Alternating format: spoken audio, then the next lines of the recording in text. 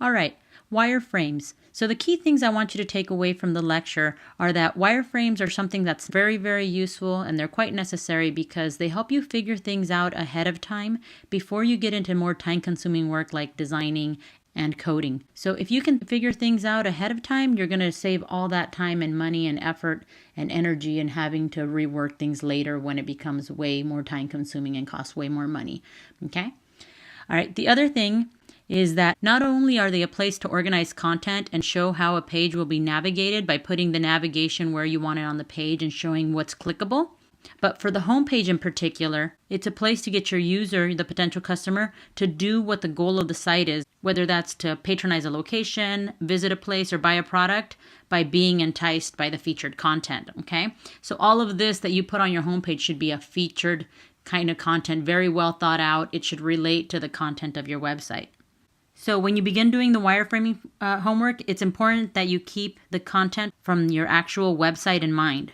Wireframes aren't just pretty little layout ideas, dropping little squares on the page here and there, arbitrary to make a nice layout. That's not what they are. They should actually take into account the space that you need for the content that you actually want to feature, and that should be based on the content from your website or content that you're going to make up that you think is important for the viewer.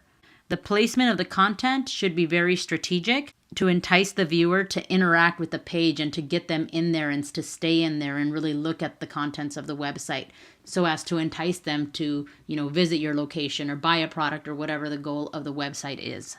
Okay? All right, so for homework, the homework is to wireframe a home A idea on how you would lay out the content strategically, and then another idea for how you would lay out the content strategically for home B. So they should look significantly different, and we'll go over what that means in just a bit, okay? And then once you've established what home A and home B looks like, then you would pick a sub page, like the about page is a good one, or some other page in the website that's not the home page, to wireframe, and it should be based on the idea of either homepage A or homepage B. So homepage A and B are going to be very different than one another. And then so page A or B is going to have the content of the subpage. So it's going to be different in that way. But the general layout, like of the header, the footer, and just kind of stylistically how it's laid out, belong to either home A or home B. So it'd be a continuation of one of the two. Okay? All right, so there's a template you can download. And this is what the template looks like. Here it's Wireframes 1. And the first page, if you open up the pages, the first page I give you different assets that you can use so you could select and copy and paste. And some of these are grouped together so you can ungroup them if you need to enlarge only the box and leave the little icon the same. But basically I'm going to zoom into these so you can see. You can move these around, you can grow them. Okay. If you don't want that part to grow, you can ungroup them. I'm just using hand commands. You can, reposition that if you need to elsewhere, or you can shrink that and you can just make this part of it bigger. Okay, so you can do all that. I'm going to undo. Okay. There's other things that you can find here that might be useful for you. They're like navigation items. There's different grids. These are all based on the 960 pixel grid, which is the size of your monitor that I've set up your template for, but you can choose which one you want to use. Currently, the master page here has the 12 column grid, I believe. Oops, there was a typo there. The 12 column grid, this is a 12 column, and then this is a 16 one. Currently, it has a 12 column grid, but you can go into the master and change that to the 16 one if you'd like. You just change it in the master and it automatically apply to the other pages. You just grow it and extend it from that part of the page with a little bit of a border all the way to that part of the page, that white area. Okay, so I'm going to take it back. So you have other assets that you can use here, or you can always just create your own. It's up to you, okay? All right, so page 1, this would be where your homepage A sits. So we'll see here, homepage A, the wireframe for it. And you'll notice that there's some terminology here. Above the fold means that the way that I've sized your template for you, the width and the height of it up into this line here has been set up for a 1024 monitor, okay? And even though it's for a 1024 monitor, when I gave you the grid, I just gave you a 960 pixel grid, which means that even though the monitor may be significantly larger, like maybe up to here for the 1024, I gave you some kind of padded margin area so that it wouldn't ever be too close to the edges of the monitor. Okay, so the space that you're actually going to be working with is within this white area here. Okay, all right. And I'm going to even say don't use this little white sliver here, kind of stop where the grid is right here, just so you have some little bit of extra padding, okay? And I know this may look like a small area, but that's because we're only viewing it at 50%. But like the computer that I'm on a 15-inch laptop. If I were to grow this to 100%, and then if I didn't have all these extra things on the sides, like let me see if I can remove some of that, okay? If I were to scoot this over here, this is actually how big these things are going to appear here. Okay, it's pretty big. So it's not what you're seeing when you're zoomed out, okay? But just design for that space. Periodically, you might want to zoom in just to see what's going on. But basically, above the fold is the stuff that we're going to see on the screen before we scroll. And that's usually where your most important content is, okay? The featured content, the things you really need your user to have, like your navigation or your search bar, or that featured content that you really, really want to promote or can really entice the viewer, okay? So that's what we have above the fold. And then below the fold, below this line here, that's what we would see once we start scrolling. That's what's available to us after we start scrolling, okay? So that's above and below the fold. Now, if we look at the second page here, it'll tell you homepage B, okay? So that's where you're going to put your other idea for your homepage B, okay? And then if we go down here, we'll see subpage A or B. So that means that this page is the one that's going to relate to one of the ideas above in the header and the footer, and then you just change a content area. But this is a subpage. This is not a home. This is like either your about page or your contact page. I usually advise about page just because it's usually the next thing we want to know about the company when we go and visit their website. Okay, so that's basically what your template looks like, and that's what you're going to be designing in. All right, now I'm going to show you something that I kind of put together to give you an idea of the things that you want to pay attention to. Okay, so if I go and I look at my homepage A here, all right, I told you the active area that you want to design in and the important things that need to go in here have to fall within this space here. The very, very important things, right? Above the fold and within this little area, this white area here, just leaving some little margins, okay? What are those important things? Well, logo, your search option, these are things that are required, your navigation, okay? Your featured content, the things that you really, really want to promote, okay? And then things that can go below the fold are things like your footer or any additional content that you want to feature, but that's not as important as the first few things that you decide to promote above the fold, okay? I've already removed those texts, the above the fold, below the fold. You should remove those before you start designing. And then these here, the line, I usually leave it there until I fit my content and made the important things fit above the fold, but then after that you can delete it, okay? Okay, now you might wonder, well, why are these things coming out of that space? You know, like was this and this here able to come out of the space?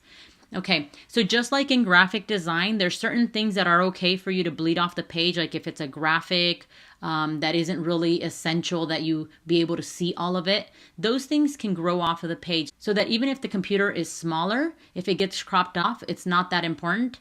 But if it's bigger, it can grow with the page and extend and become like a big wide layout. But the important content stays kind of in that middle, okay? So text that needs to be read needs to stay in this area. Images that you're featuring as part of the content should stay in this area.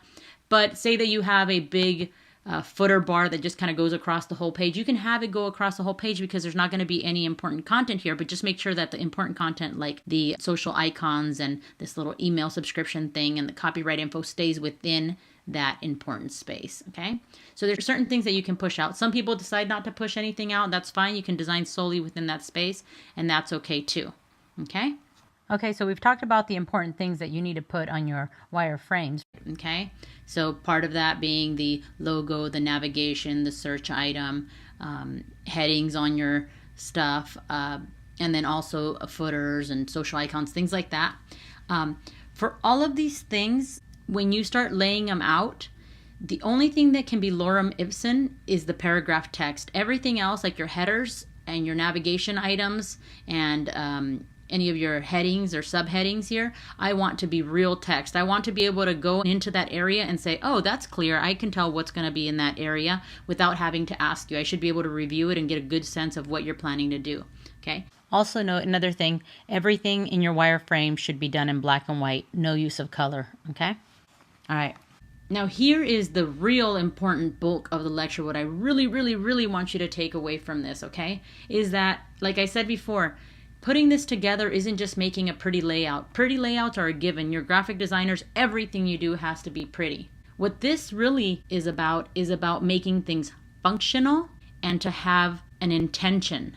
Okay, they have to have a purpose. Your website has a purpose. It's either to sell something, to promote something, to get someone to go somewhere. It has that purpose, whatever the goal of the site is. So therefore, on a homepage in particular, you want to figure out what things you're going to feature, okay? So don't just arbitrarily, like we said before, put squares on a page and just kind of be like, oh, we'll see what I can fit in there. That's not the way it's going to work. What we want to do is we want you to go and look at your website and really look at all of your documentation. Like, what did the user say they needed? What were they really looking for? And see what of these things should be on a homepage, okay? And the comparison that I always make between a website and something out in the real world is like a store. You know, when you're walking down the mall, you'll see a storefront and you'll walk by a window and it'll show you a mannequin with some cool stuff, and then you walk by another window and it'll have another mannequin with some other cool stuff, and then it'll have some little signs kind of engaging you, like promotions, things like that. And then you walk to the front door, and in that front door, sitting right in front of the store, visualize it, there's that table, right? And in that table you'll see new arrivals, a stack of new arrivals on sale, you know, closeout bargains or whatever. But either way, those things that they're putting there are things that are trying to entice you to get into the store and go look at more things. So that's the same way we see a website, you know.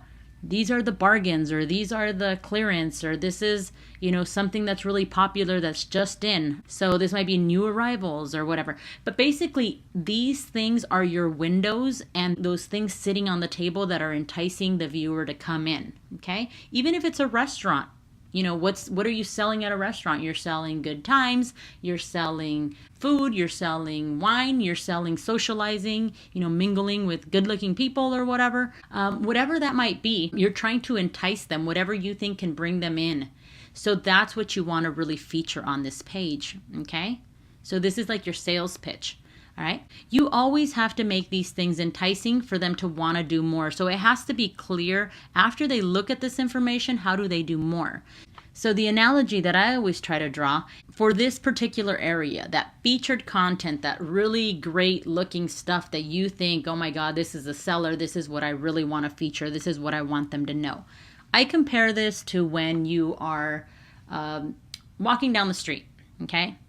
And you see this hot guy standing there, right? Looking all good, you know, and stuff. And, you know, they got the right clothes on. Their hair's all done up, on point.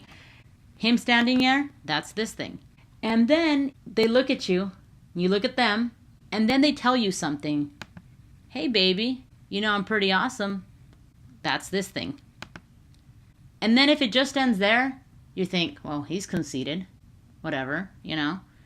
You can't leave it there. You always have to invite them to do something more. He has to say, hey, baby, and then he has to give me this, the place where you click, the call to action. This right here is like, let's go grab a drink. Let's go get a cup of coffee. That's the call to action. So not only can you look good in a picture, don't just show me a picture. That's what I always tell everybody. Don't just show me a picture. Tell me something about it that entices me, and then do a call to action. Ask me to do something. That's how you get your viewer to engage. That's how you get them to interact. That is the purpose of a website. It's not just to put information out there. It's to put information out there, but to get them to engage further and get more information where they feel compelled to go or to buy or whatever it is that you're trying to get them to do. Okay? So for instance here, you're telling me there's a picture of something here. Based on this writing here that says the best drinks in downtown. Well, actually it says down-own, means downtown, my bad.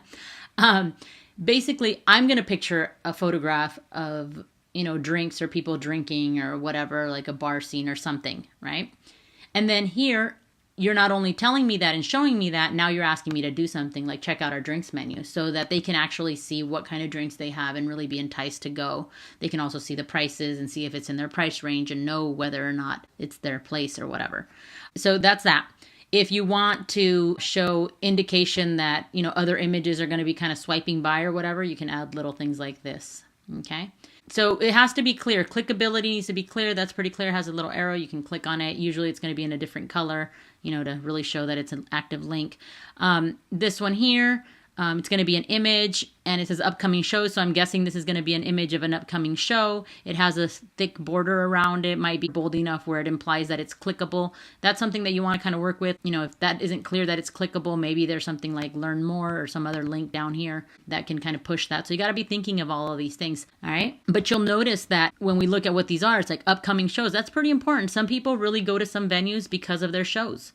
Happy hour specials, that's never a bad idea. Hey, how can I drink and save money? Yay, right? So basically the things that you're going to feature are the things you really want to promote, okay?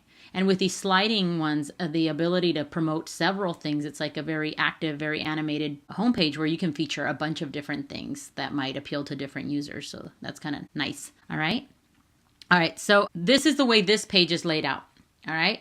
Now I want you to see like the logo is in the corner, the navigation is here in the center, the search bar is a bar here. They use different social icons. And then this is the way that this is laid out, okay? When we go to homepage B, they need to be very different. This one has the logo centered instead of on the left, and the navigation is split. Half on the left, half on the right of that. It's also stuck to the top of the page, so it would just stay sticky, maybe nav at the top, okay? It has a search icon, but instead of saying search, it has a small underline and a little thing. It's a little bit less intrusive, okay? Here, there's a DJ, a popular DJ coming to town. See our events calendar, right? So you're showing me a picture of probably that DJ, then you're showing me the name, and then you're calling me to action to go and check out what other events they have, right? This one here, maybe it's not a picture, maybe it's just a solid bar kind of for emphasis, like really putting a heading there. The food menu, and it'll tell me a little bit about it, maybe some of their specialty stuff, and then it'll say learn more or check it out or whatever. Location, same thing, a little bit information about it, and then click, take them to the contact page. So these items here can double up with items that you have up here, like food menu or locations or whatever. They can double up. That's okay. Other times you might choose something like you don't have happy hour specials up here, but it might be something from the drinks menu that you really, really want to highlight. So you can pull that out so they don't have to click into drinks first and then try to go searching for that information. Okay, so it can double up with main navigation just to really entice, or it can pull information that's a little more hidden but still important. Okay, but you'll notice here the header and the footer is different than the version A. So I want them to be different. Like really try to push different, because if I'm your employer and I'm paying you to give me two different concepts, I really want to see two different concepts. It's really easy to kind of do the same thing, but it's a lot harder, and I can justify paying for seeing two very different things. Okay. All right. So we'll scroll down here and then we'll go to the about page. Okay. And now again, when we look at this one, we can tell just by looking at the header and by looking at the footer that it's related to homepage, this one here, homepage B. So here where it says subpage A or B, I could go in there and probably change that to say B, subpage B, just to be clear. Okay, but now here, so the header should remain the same and the footer should remain the same, but the content in between will change, okay? And now we talked about having navigation, but one key thing is once you start jumping into subpages, and it's okay if at this level you forget, we have another week to do wireframes and revise, so don't be like paranoid if you forget anything. We have the about page. We know that we're on the about page, so this is what we call in that trunk test lecture, checking off that you've done these things on your web page. Like, do you have the search icon? Do you have the logo? Do you have clear navigation? Any sub navigation? These are what we call selected states, indicating, even if your page has a title, indicating that that is the navigation that's selected. So I put a little line over it. Okay. You might change the color, make a block around it. It can, it can change in the design. This is just to indicate that that's the page that's selected. Okay. when we go into that page, once we start getting into sub pages, home pages don't have to have them. Home pages, it's pretty clear when you land, you're in the home page. But the sub pages like about or contact, putting a title on the page is very important. You can put it here, you can put it on the right hand side, you can put it on top of the image. Some people use the header image as the title of the page. It's really up to you. If it's not working, I'll just tell you it's not working. But put the page title once you start getting into sub pages. And then there's that issue of, well, if there's more sections to the about, yeah, you can have a pull down menu. But in addition to that, you should always have sub navigation available and always visible to the viewer, because it's one less thing that they have to go up and try to wait for it to come down and then see what's available. So having those on screen are very helpful. Okay. If I were to use this on a mobile device, these scroll over things become even more complicated. Some people love them. I think the book says they love them, but really when it comes down to like mobile, getting the devices to like hover over something, because you kind of have to touch it, is a little bit trickier. So having them stationary somewhere on the page is also good. You can have it reiterated. You can have pull down menu and then also have these things that belong to that. So this will allow them to jump to different sections. From owners, I can jump to history and it'll, anchor me down to this point here and then down over here. Okay. So that might be how it's broken down. All right. If you want, additionally, you could bring this sub navigation down to every single area so that they can toggle upward or downward or whatever. So it's okay to repeat sub navigation. Okay. Now, one question people always ask is like, well, what if I stop designing at this part of the page? You can shrink the pages, and I'm on this page right now. I think right now I'm currently on page 3 here. To shrink the pages, you just get your page tool. And then in here you have the height and the width. Do not change the width. Do not change the width because it's already set up for a certain screen size. But the height, because it doesn't matter how long you scroll for or not scroll for, you can change this here. So you can just kind of take a guesstimate at how much that is. We'll do 1200 for right now. And then we'll go here. And then that didn't quite do it. So you could do another 100 and see until it gets you there. Okay. So I just change it in here. And then once you get kind of close, you might just want to do it manually here and just watch it as it scrolls down. If you see that it's not moving fast enough, then say, let's try, 50 and then go some more. Let's go 25. And then you can just start doing it manually if you want to do that. So another thing you should probably do, at least temporarily, to turn them in as PDF so it doesn't visually bother us. What we can do is take out that grid down here, remove that line here, get rid of it once and then go to the grid here in the master page, delete it, and then, that way when we export the PDFs, they won't be there visible. You can get a better sense of your white space. Okay, I say take them out to export your PDF, and you can put them back in so that you can keep designing when you do revisions. All right.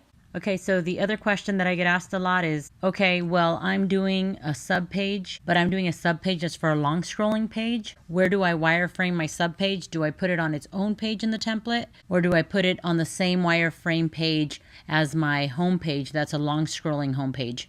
And what I'll say is, if you're doing the about page for a site that's considered a long scrolling site, you can just put all of this about content, like all of this area here, right underneath your other home page. So if it's part of this one here, you'd want to make the page longer because now I shrunk it. You can make it longer, even longer if you need to. So I'll just go to 5,000 just because I know it's going to be a long page eventually. Okay. And I can move my footer way, way, way down. So I still want to have a footer. And then I'm going to paste the content here. What I want to remember to do, though, is as I'm doing that, because each page should have, selected states, I don't just want to take the sub-nav part of it. I want to comp up. I want to mock up what it looks like when that sticky nav follows me, when this thing follows me, what that looks like as it's traveling down the page. So I would go down here and I would also take that part of it. Not the image, just that part of it. And see what it would look like. Because, as you're scrolling down, this nav is going to be visible at different points. So we'd put it here. so that as we're scrolling, we know, and when we're, so as we're scrolling like this, we know we're here, we're on the home page, and as we go down, this thing is going to stay at the top of the page. It's just going to scoot down visually. But even when we're here, at this point in the page, we can see what page we're on here, even though it's reiterated here. And then we can also just skip and jump all the way down to some other long part down at the bottom of the page. Okay, so that's kind of how you would do it. And then you would just turn in this one. Okay, so you might not have 3 different pages, you just have 2 different pages, but your sub would be incorporated in here. But make sure you bring down that nav. Okay, and again, if you miss things, not the end of the world. What's important is that you're learning, and what's important is that you're going to be able to revise these. All right, that concludes your lesson on wireframes and using the template. Hopefully that is helpful more than just the written lecture. If you have any questions, please be sure to contact me.